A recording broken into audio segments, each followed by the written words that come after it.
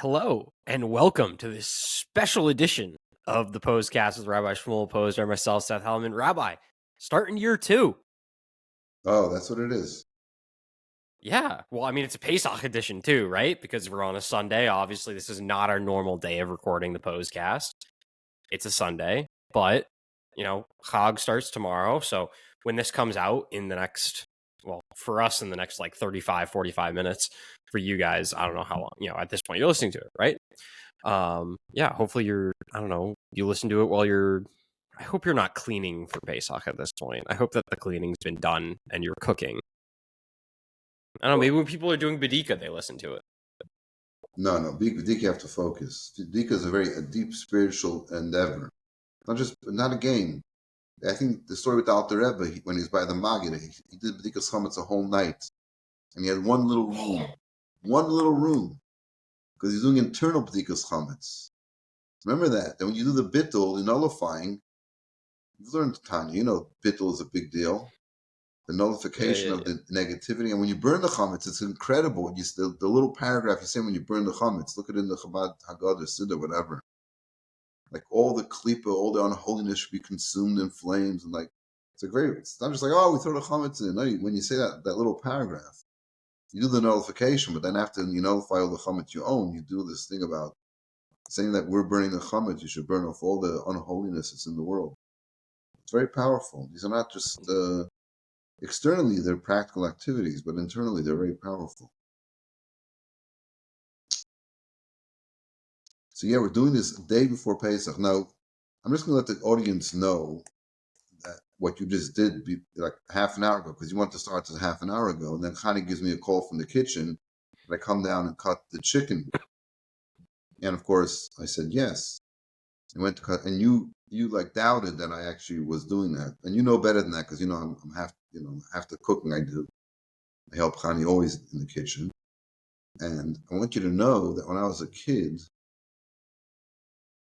so we lived in Borough Park, and we had a backyard, not a backyard like up in New Hampshire where I have to stay. There's a big backyard, but a shtickle backyard, and it was and from the back,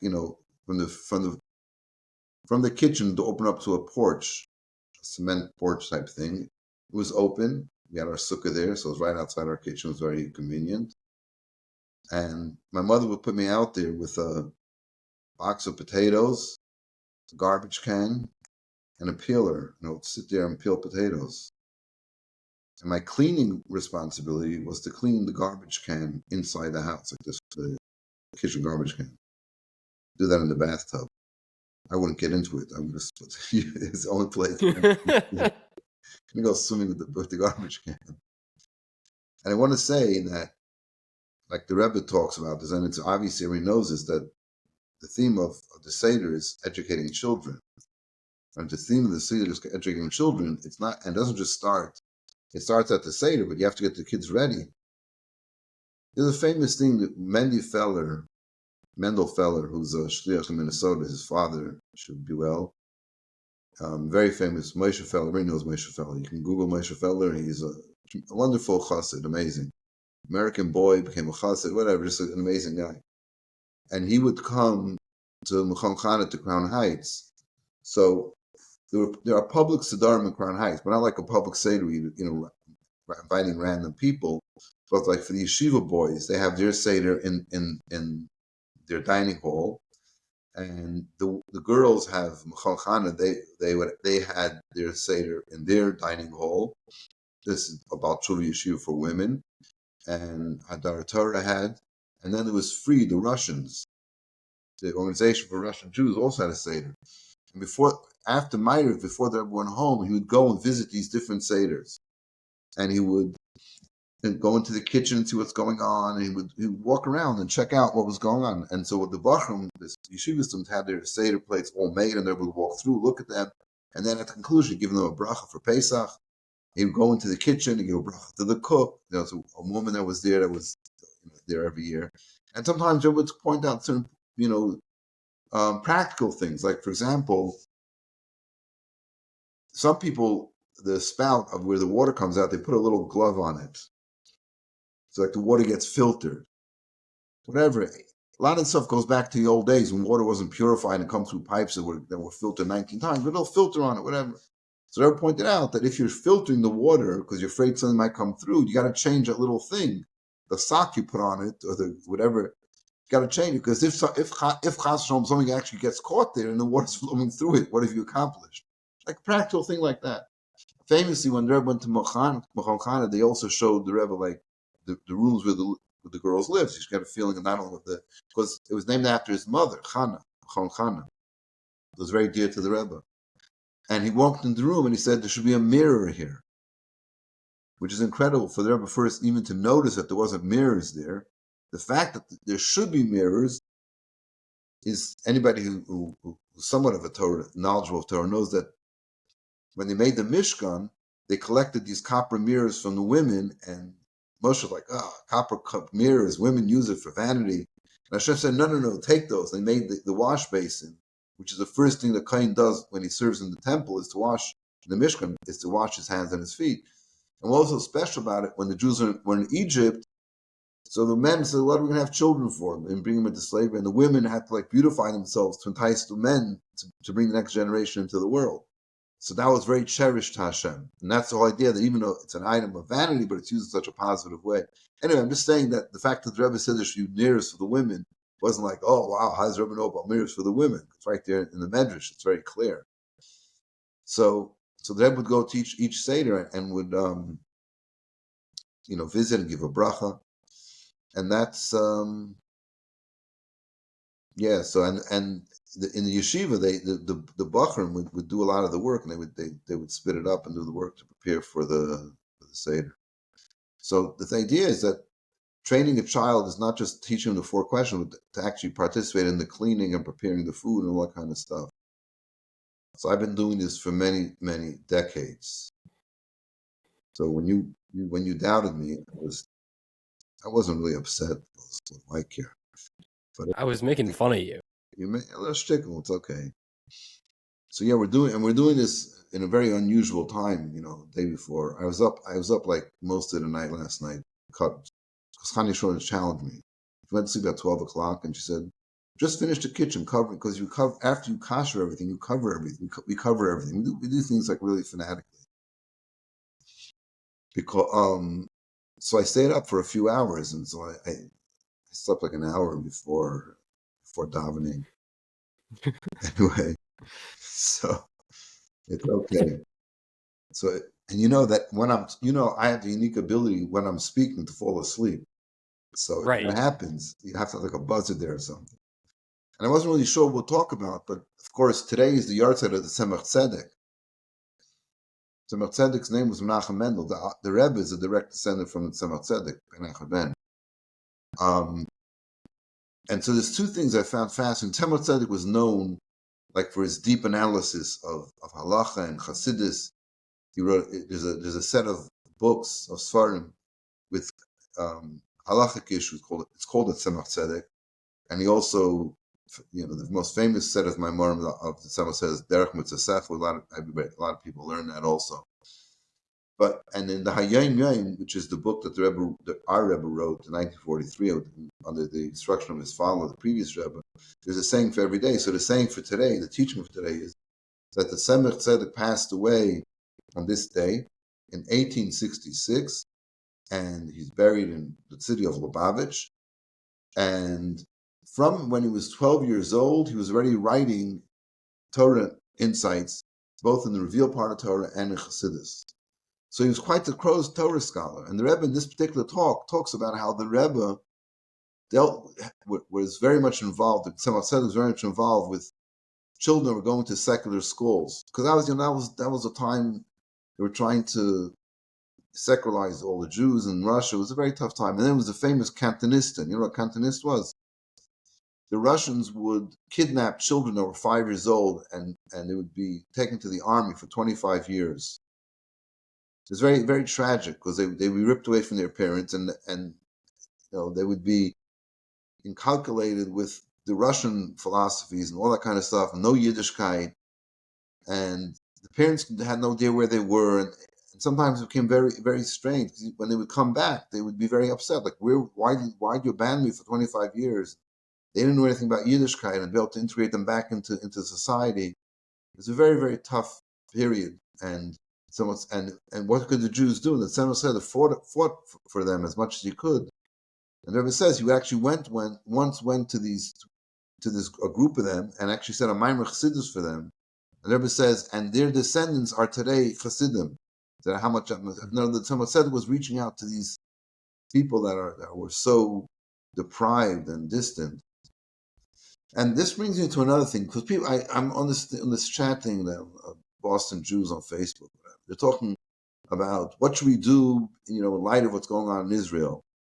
And a couple of things I thought the attitude was a little bit off. Like one person said, we should eat extra maror because it's a very bitter year. And then it always comes up with this idea of having an empty seat, symbolic of the families, sadly, in Israel that either lost a loved one in the war or the hostages. And the Rebbe said, don't leave empty seats at your Seder table. No one's gaining from that. If you want to symbolize the families don't have an extra seat and say, this guest is in honor of someone who passed away, or Chas Hashem, or who is still alive, Baruch Hashem, but is in captivity. So, hopefully they'll be out very soon. You say we prepared a chair in your honor for somebody who wouldn't have a Seder to go to. So that's what we should do. We should be putting positive energy, not depressing ourselves in the Seder. The Rebbe did once write a letter about not incorporating other stuff into the Haggadah. I think then it was talking about the Holocaust. The text is there. We have to understand that things that are happening to us, it's not like, this is new, never happened before. And to understand that going out of Egypt was the first bondage and slavery and persecution of the Jews. And this encompasses everything that's happening since then. And redemption is also is being rescued from it, which is we're looking for that redemption with Mashiach. So we have exile and redemption. You don't need to put in your particular. If we put in every tragedy, the Seder will go on for 4 days.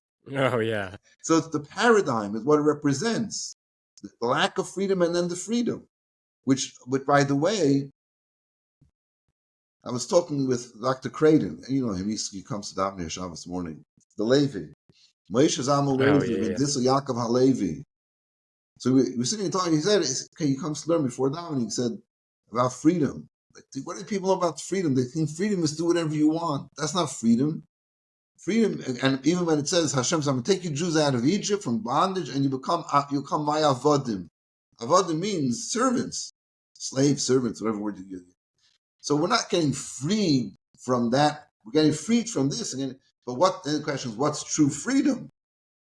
Is true freedom a person does whatever he wants? A true freedom is doing something focused that they want to do. So focused energy is you're really being free. And then there's the internal freedom. The freedom from things that hold you back from doing good stuff. That's what it's all about. So the Tzemach Tzedek had this incredible thing. He's such a powerful Torah scholar and he cares about the simple people. Anyway, so our Seder has to be also, we have to get out of ourselves, which is so difficult, so difficult to change a habit. Like, goodness gracious. It's really, really difficult to be able to change anything you're accustomed to, any way you behave. But that's really where it's at. If you're not a master over yourself, what are you a master of? So I was outside when I came back from buying stuff for Pesach, and I see this truck. It's a weird truck. I don't know what it was. It was Boston Water and Sewage, and it didn't look a drain thing. It was a big truck. And then a little pickup truck guy comes by. He says, "What's going on?" So he says, "The building next to you, their sewer got blocked. And so we're going to shoot water through the sewer to clean it out." So wait a second. Is the problem the street sewer system? Then that would be a problem for the whole block. So no, it's in the building. I said, so when you shoot the water, what are you doing? Well, we're making sure it's not in the street sewer, the pipe in the street. I said, but you know that it's not that. He said, we know it's not that, but that's the protocol. We do that. I said, so the building that they have a plumbing problem, this is not going to help them at all. He says, no, it's not. So why? So why are we doing it? They got to cover their bases. So then I said, okay, I don't, so we laughed at how the city is so incompetent. I mean, governments. So, and that was it. And I walked in and said, oh, I have what to talk about at the Pos-cast today. But I said, what am I going to talk about? How dumb the city is? No, that's not going to help anybody. So the thing The is, city of Boston has one day a year that they use all of their intellect and mental fortitude on, and that's the marathon. That's the only day that they can get right. so I said, I figured, when the drain gets stuck, what do? You push fresh water, you put clean water through to push it out. And that's exactly what we have. We don't have, it's not our drains, our brains, our arteries, our thought processes. It's all clogged up with schmutz, with all kinds of narishkeit and things that we have to get out. So how do we clean it out? We push through fresh water. What's the fresh water? A mayim alatayra. Al Rebbe Tanya talks about that. It's like water. Water comes from a high place to a low place. It's the same water, but it flows down. The Torah comes from way high and comes down into our world. So if you want to push the junk out of your head, don't try to deal with it. It's like figure out, why am I thinking about this? Blah, blah, blah, blah. Just push fresh water and push Torah into it. And you got it. So that's that. So on the same, I was watching, I told people to get onto this. The Gem has a daily little video they send out. It's amazing. It's like 2-3 minutes. It's fascinating. So yesterday's, last week's, whatever it was, Jeffrey Kimball, he lives in Springfield, Massachusetts. His daughter, Tracy Kimball, I remember her name, because she went to school like 25 years ago. She went to BU. I know she got married. I forgot where she moved. I lost touch. I think alumni should get in touch with me. I shouldn't have to get in touch with them. Right? Because I don't remember everybody. You've got the list. What do you do all day? Don't you just what? You just sit around. Well, you know what happened? I went on campus on Friday, and Baruch Hashem, quote unquote, there's some Palestinian mishigas going on. The TAs at BU are also on strike now, so they marching around Marsh Plaza there, screaming and banging about that's something. That's a whole other ridiculous thing. So they want so much money. There's a lot of noise, and so the Rebbe once spoke about this, about the Kohen Gadol has bells on the bottom of his garment, and you think, whoever heard of such a thing? Bells, it should make like noise. Cow. So the Rebbe said that sometimes we have to have the noise in the street, and that's the mitzvah tanks happen after that, where with microphone, with speakers, blasting music, whatever. So this is the thing. So the noise was a good thing, and then of course the Jews started coming, because when the unholiness is there, the Jews. There was one guy walking by. I looked at him from a distance, and I knew him. He's somebody that I used to see when I tabled last week, and for many years. He works in the library or something. I thought that was the guy. So I commissioned him to come over. It ended up he was a different person. He came with his son, who was checking out the university, BU, because he might come here next year. And his son had friends here, so someone was hanging out with the friends. So the father said, I should put on tefillin. And I'm like, oh yeah, of course. He was originally from Russia, and he went to a Jewish school in New York. They had schools in New York. See, what happened was when the Russian Jews came, we're talking about like when did they get out of Russia? The late 80s, right?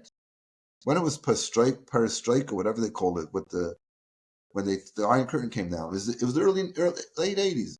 Anyway, so when they came to New York, so they started schools, and the parents, they were deprived of Yiddishkeit in the Soviet Union, so they didn't really know anything. And so now they welcome them and say, we'll take care of your children. So a lot of children went to these schools for some say longer, some say shorter, some just for a few years. And then the parents figured out the American system, and some of them didn't want to be so frum, so they took the kids into public school, whatever it was.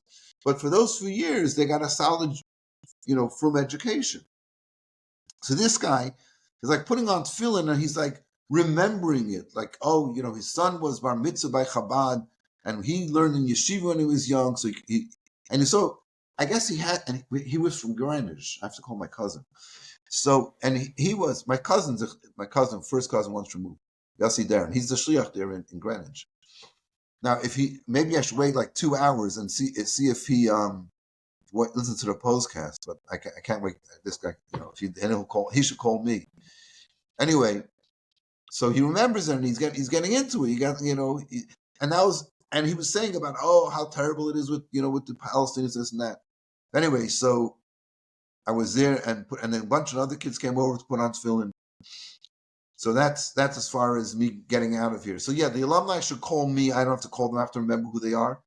And before Pesach, I don't know if they're going to hear this. I have to send this a direct message. They should send money.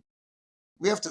They used to come. I was just about to make the comment. You're the typical Jew. If you want to be in contact with the rabbi or have like your name in his brain, you need to set up your recurring monthly donation to the. You say. I'll tell you the truth. I'm not going to say his name because I don't know if you want me to say his name. But a kid who went to Berkeley, wonderful kid. Whatever, his story is an amazing story. Baruch Hashem, he's married, unbelievable. It's like he's such a holy Jew, incredible. And he sends. It's not a lot, but he sends every month. Every month I have a contact with him. How you doing? What's going on? Sometimes he answers, sometimes doesn't. But this gets back to the story with Jeffrey Kimball. I don't know how we got off the subject. Jeffrey Kimball. Oh, because his daughter was an alumni, right?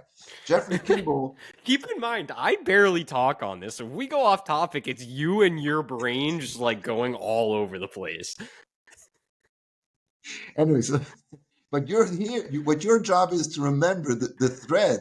So I can. What you gotta understand is when you get off topic, I'm following, I'm not thinking about where we were. I'm thinking about where we are. So you can follow, but you have to remember to get us back on track. You got to read a straight man here. Anyway, so he says like this, that he would write to the Rebbe, and periodically he would write to the Rebbe a report about you, because he was a big supporter of the Chabad house there in what's the Chabad house near Springfield? The big school, there's a huge school there. Western Mass, UMass, Amherst. Big supporter of Amherst, and before that, of Rabbi Edelman, of blessed memory, David Edelman, now his son-in-law is on his own. And he's a big supporter. So he used to write to the Rebbe. And so he came once to the Rebbe at this big, this meeting they have for supporters. And the Rebbe says to him, you write to me. And Kimball, when he tells the story, he says that he would send a small check. He says not small in size, but small in amount, and that's just to give money to the Rebbe. You use it for whatever purpose he sees fit. So the Rebbe said to him, "You send me every once in a while. You send me when the Rabbi, his shliach, introduced him to the Rebbe said, "Oh, you send me letters occasionally, and you put a check in it. Even if you don't want to send the check, you should still send me letters." And even if you don't send me letters, as long as you're increasing your activity, it's fine. So then after that, he realized the Rebbe wants him to write. So he started writing more often, like the first month every week. Then it slacked off a little bit, and after that, he got started doing much more infrequently. So he came to the Rebbe and the Rebbe said to him, "You stopped writing to me. What's going on?" So after that, he wrote very regularly because you don't want to get the Rebbe get upset at him. But that was just an incredible thing, talking about remembering people. The Rebbe kept track of this guy, the letters he sent the check, he didn't send the check.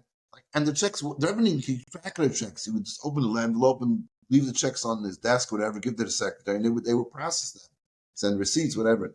So the Rebbe remembered this particular guy and how many hundreds and thousands of people the Rebbe get letters from, to remember he did send a letter, he didn't send a letter. You write to me often, you don't write to me often. And so I'm saying this, like the Tzemach Tzedek was the same thing also. He's worrying about children who are not going to Jewish school. He's worrying about these kids that were kidnapped and didn't have a Jewish education and they came back to help them, to save them. So this is the lesson we have to take about caring about other Jews, and especially when it comes to the Seder, bring another Jew to the Seder, give them matzah, make sure they sell their chametz. Everybody got to sell their chametz today. Don't call me tomorrow at 10 o'clock. Oh, I didn't sell my chametz. No, don't call me tomorrow at all. Just send it in today. You should send it last week. Everybody knows you can do it. I said, oh my goodness. Sorry, I'm just stupid. If you're paying attention to the Pos-cast, or if you follow the rabbi on Instagram, you would have seen it. Yeah, whatever. People say, I'll do it. People say, when I get around to it. So there was one organization that sent this a thing with a circle on it. And this is a round to it. If you need to get around to it, you have around to it, now do it. That's a pretty cute thing, huh? Anyway, it wasn't my idea, but I thought it was cute. And the other thing is that I was thinking about this actually for a few weeks. This idea of getting out of Mitzrayim and transforming oneself. So when it comes sometimes to something negative happens, and you can either, sort of three things you can do. You can let it control you. So now you're under the influence of this negative thing that happened. You can overcome it and go beyond it. Or you can take that thing that happened and make it into something good. Like there was this woman in Israel, and she lost, I think it was a 6-day war. She lost a son or two, whatever. And she was very broken, this and that. And so the Rebbe encouraged her to help other widows, or mother who lost a child. I forget which one. I think she was a widow. And she started an organization that would organize, it was every year they have a huge bar mitzvah for all the children that fathers had been lost in war. Like hundreds and hundreds at the kotos, a huge, and they still do something like that. So that was telling her, take your pain and your tragedy and transform it. Help other people. And I was thinking about this because my classmate, Carmela Plotkin, who's a rabbi in Toronto, outside of Toronto, and he had a son that was born a Down syndrome son. And he talks about it. Sadly, he passed away. I think he was 15 years old. And I think it was pretty sudden or something. He passed away. And he ended up writing a book about mourning and how to deal with the grief of losing someone. And he published a book, talks about it. And then he talks also about his son when he was first born. Like, the baby's born and the doctors are looking and it's like a whole thing. And nobody, every voice telling them, if somebody tells them, and he said that moment, he looks at his wife, looks at him and says, like, we can do two things. We can either get depressed and let this control us, or we stand up and say, we're gonna make this the best thing we can do. And he talks about how, and if you know this guy, he's like such an adel guy, such a kind, gentle chassid, and my classmate. And he said how do you, a Down syndrome son, like, he's a rabbi of a shul, it's a big shul. He said his son would sit next to him in shul, and he would speak. Sometimes his son would ask questions. He's speaking to the whole congregation. Someone would ask a question or say something, and he would interact with them. And he didn't know, like, is this good or not good? But the congregation loved his son. And one of the congregants says, Rabbi, I want to tell you something. We're not as much interested in your speech as much as we are how you interact with your son when he interrupts you, which is like an incredible thing, because a speech, you hear a speech, it's good. You go home, you tell your wife, you forget about it, or you don't even remember by the time you get home. But here you see in action how he's dealing with his son, and in such a wonderful way, and teaching his son, and learning from in that way. So he took and just transformed it completely into a positive thing. And Hashem doesn't give anybody a challenge that they can't handle. And when sometimes the challenge comes, he says, I can't. He's a regular guy. Him and his wife from two well-known Lubavitch families, and they're thrown this challenge that comes their way. They had no idea before the baby was born. Like, whoa, what do we do? And they immediately kicked into the positive energy that exudes from the Rebbe's teachings and said, we're going to lift this up and make it go. I have a colleague here in Peabody, Nehemiah Schusterman in Peabody. Some people call it Peabody because they don't know. They're from who knows. Yeah, it's not Peabody. No, it's not Peabody. It's Peabody. Bunch of Meshuggahs. I don't get into that, but people say Newton. That's the Newton people. It's Newton. They say Newton or Manhattan.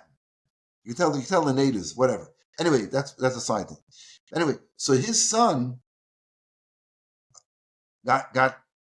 went down not a good path. We're talking about alcohol and drugs, and was really in a bad situation. Went through the whole process of recovery. Now he's a recovery coach. He helps other parents, for the parents and for the kid. I was like, it says he he worked so hard to get his son back in a proper way. Baruch Hashem, he did it. And instead of just stopping there, let me take it to the next step. Let me also help other people. I guess we went through some kind of training, whatever, to know how to do it. And it's like, this is what Yitzis Mitzrayim is about. Take those things that challenge you and they control you, like you're stuck in a situation.